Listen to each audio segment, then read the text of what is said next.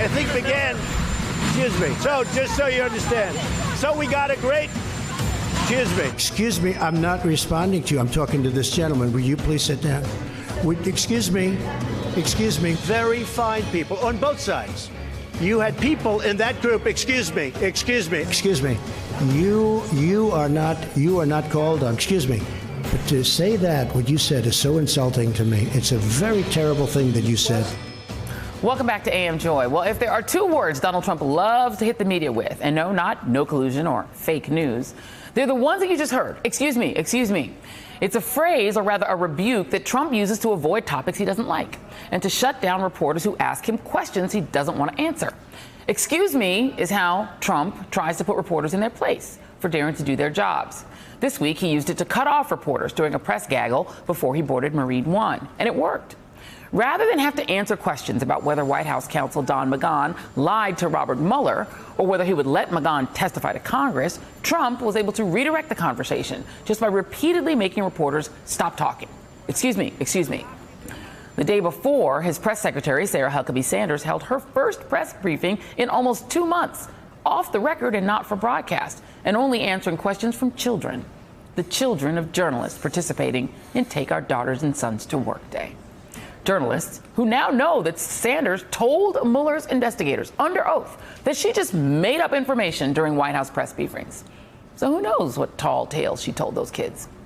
It's all very authoritarian state, and it comes as we learn more and more details of just how much Trump is leaning on Fox News, not just for emotional support, but for actual policy advice. Even recently putting Fox Business host and immigration hardliner Lou Dobbs on speakerphone during a meeting of the Council of Economic Advisors, according to the Washington Post, which calls the Trump-Fox connection a, quote, echo chamber on ideology and policy. Joining me now is filmmaker and activist Rob Reiner, Michael Tomasky, columnist at The Daily Beast and author of the great new book, If We Can Keep It, How the Republic Collapsed and How It Might Be Saved, Tiffany Cross of The Beat DC, and Gabriel Sherman, MSNBC contributor and special correspondent for Vanity Fair, a power panel, as it were. Thank you all for being here. Rob, I want to start with that excuse me thing, because it struck me when I pitched this story to my team this morning, that Donald Trump literally has a way of getting to filibuster and not answer questions. And the thing that's odd about it is that the press doesn't simply walk away from him or turn off the cameras. In the same way, he was able to kind of bully the White House Correspondents Association to not have a comedian. So it works. It does work. And what he's done, you reference Sarah Sanders, her entire job is excuse me. That's what she's doing. She's basically saying, I'm not going to talk to anybody about anything. Right. And he does have his propaganda wing with Fox, who he doesn't say excuse me to. And he is, the one thing he is good at is understanding how to work the media. Yes. That is his one attribute, and he's playing it, incredibly. He's got, we were talking earlier, if Richard Nixon had Fox News, he wouldn't have had to resign. So we have a situation where a guy who's a master manipulator of the media takes Fox News. Anything that's going to harm him, he parks them, either Sarah Sanders. I'm still surprised that Kellyanne Conway goes on the air, and I'm still surprised that news outlets allow her to go on, because it's pure, unadulterated propaganda. Yeah.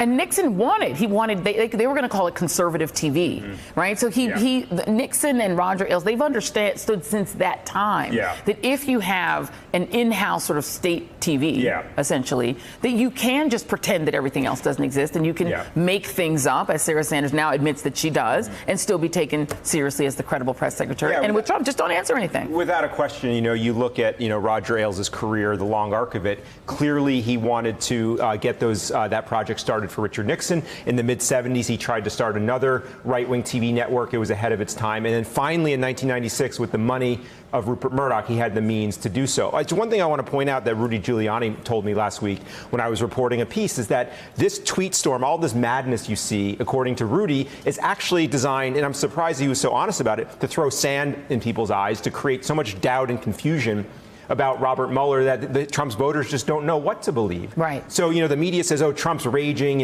but Rudy says that this is a calculated strategy to sow doubt and create confusion. And, you wrote a whole book about the sort of the construction of the Constitution and kind of the gaps in it that we now all kind of glaringly see, Michael, that it wasn't built to withstand a Silvio Berlusconi or a, Erdogan of Turkey, right? But Donald Trump is kind of combining elements of that kind of governance. It wasn't built also, Joy, to withstand the Republican Party that we have today, which is lockstep behind Trump on all these questions.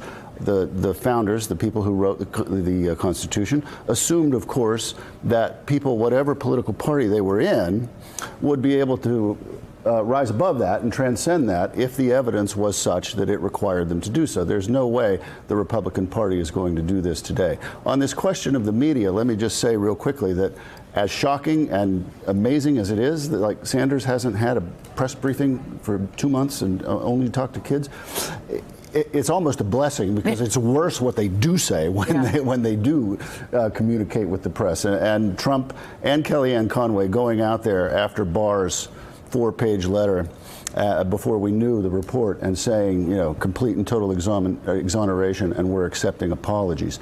That's even worse than when they clam it up. Yeah, and Tiffany, somebody who every day, because I do read the Beat DC every morning, you're in the business of kind of explaining what's happening in Washington and telling people what's going on. Doing that, having to exempt the White House because what the White House is saying is either nothing or lies. Or we translate the lies. We're saying, this is what they're saying, this is what's actually happening. And I would say, look, I know, yes, Trump does know how to work the media, but there are no innocent parties here. I mean, this is also a failing on behalf of the media. I've seen very few substantive interviews where he's really held accountable by journalists. I've seen Kellyanne Conway completely take over an interview before by saying something asinine or accusing the reporter of being biased. And then the reporter ends up defending herself against this ridiculous claim instead of saying the course and addressing what she's saying. And I just want to say also, I think, there's been an ongoing attempt to dumb down the American electorate that has happened. And so as long as you have things like celebrity clickbait and not really paying attention or putting headlines of what Trump says instead of the truthful thing, but making the headline of his statement the thing that you want people to click on, that's failing. Almost 70% of adults are getting their news from social media, from Twitter, from Facebook. And that's having a devastating effect on media outlets. You see all the time the increasing number of layoffs at newspapers and print outlets, and too many people depend on folks like us, quite frankly, to form their opinions. And that's, as much as I appreciate it, it should be a small part of your news buffet, not the only thing. Yeah, absolutely. Well, what I was going to say to that point is that the media's real blind spot is their fear of being branded liberal, right? So the mainstream media is always looking over their shoulder. They don't want to be called out by Kellyanne Conway or Donald Trump, so they bend over backwards when those actors are not dealing in good faith. I mean, this is clearly a case where the media should not care what the right wing is going to troll them with and just report the story. Yeah, but they do. I also think that there's a big, thrust for access. I mean, that's the whole thing. And he is the president, and you do want to have access, but your access to what? I mean, that's the thing. And so, media will play it this way, that way, because they still want to, maintain that access. So I wonder, just in the functioning of democracy category, right, of all of what we're dealing with, then I wonder if the media is unable to deal with Trump, that maybe we're not equipped, maybe not built for this any more than the Constitution was. We're not, in a lot of ways. There are certain rules of objective journalism, to the extent that it still exists, that require reporters to, be balanced and even-handed and present both sides. But, there aren't both sides to the question of whether the sky is blue or green. Right. That's the problem that we constantly run into. The small silver lining here, I think it should be added into this conversation. Not many people buy what they're doing. True. His base buys it. The Democratic base obviously doesn't. And then the people in the middle, I think a large majority even of that middle but group those does are not. Outright things, though. There are some nuanced subtleties that happen that the media is complicit in perpetuating. Yes. For example, when you say things, Steve Bannon came out and made comments with racial undertones. I don't know what that is. Show me and somebody. also, why is he getting interviewed? If this guy said he made Breitbart.com the home of the alt-right, which is white nationalism, right? Why is he still getting bylines in the Washington Post? Why is his opinion still important to them? I mean, let's talk about Fox News just for a second, to go off him just for a moment. There was this Daily Beast story about an email exchange internally in which someone at Fox News Radio said that the discussion of the Charlottesville incident and the attempt to clean it up on Fox, which is what their job is as Trump TV, sounded to this person like it could have been read off a white nationalist board. That and advertisers walking away from some of the big shows, it doesn't seem to impact what the junior Murdochs are doing. Exactly, and I wrote a piece that's in the May issue of Vanity Fair about that. And when Jeanine Pirro made those comments that were widely interpreted to be Islamophobic, there was a big, internal dissent about she should be taken off the air. And Donald Trump picked up the phone and called Rupert Murdoch, who still, even though his son Lachlan is the CEO, Rupert Murdoch still controls the Fox News media empire, and saved her show. So the idea that the president of the United States is intervening in the internal programming decisions of a news network is, if we just stop for a moment, that should just shock everyone, no matter what your political affiliation is. And not only intervening, but actually then getting policy from that. So Lou Dobbs is now telling him, here's how to do immigration. Yeah, and to Michael's, point and what his book is about, the founders had a good faith idea that we would respect the other side, and there wouldn't be this kind of, throwing, like you say, throwing sand in everybody's face. But here we are. Here we are at that point, and Benjamin Franklin said, the democracy, the republic is there if you can keep it.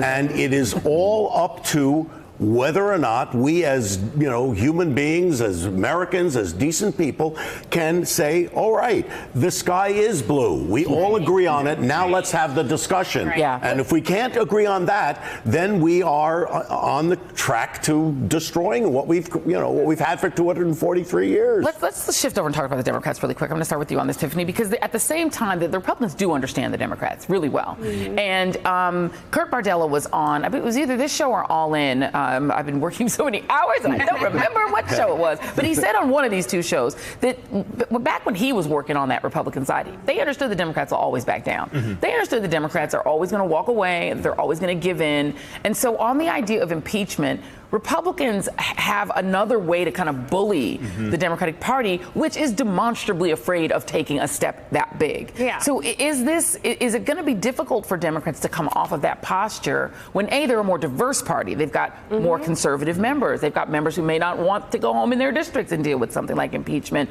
and who don't understand that if this was Republicans, it would be the impeachment TV show. They'll be on 24 hours a day. So I don't know if I'll say difficult. I'll say challenging, because you can, it's not insurmountable. And I think, to your point, this is a new Congress. Right? This is the most diverse Congress the country has ever seen. And you have that ain't never scared trinity, I call them, with Ilhan Omar, ALC, and Rashida Tlaib, who, are gusto. They came out guns a-blazing. And so I feel like this party is going to have to reconcile with that. And it's not, I think it's really dangerous when Congress starts to do things to try to appease the American people solely, because if you did that, then you might have, hearings on reality TV shows and Dunkin' Donuts and whatnot. I mean, you have to do the business of the American people, and not everybody sits around and consumes this minutia like we do. But members of Congress, we expect you to do that. How many things or issues do they address in Congress that most people have no idea about? And when you have a president who is lauding praise on a foreign adversary who is actively, as we speak,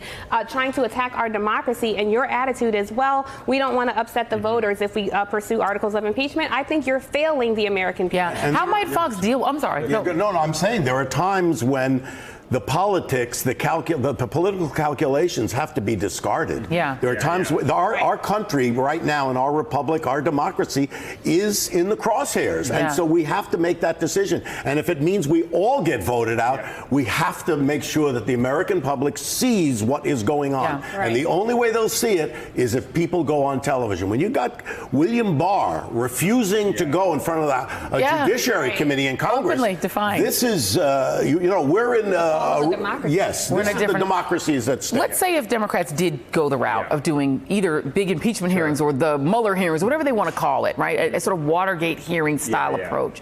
How would Fox News deal with that? I mean, they would have to deal with it. They've already got some folks like Judge Napolitano who are kind of like throwing reality, juice on the table in addition to the meal, right? Yeah. Well, two things. First, as a network, that would be a gift to them. I'm not saying it is the right thing, I think, politically and morally, but as a political matter, Fox News would then play the victim that Donald Trump is being scapegoated by the media and the Democrats. So that's the narrative they would push.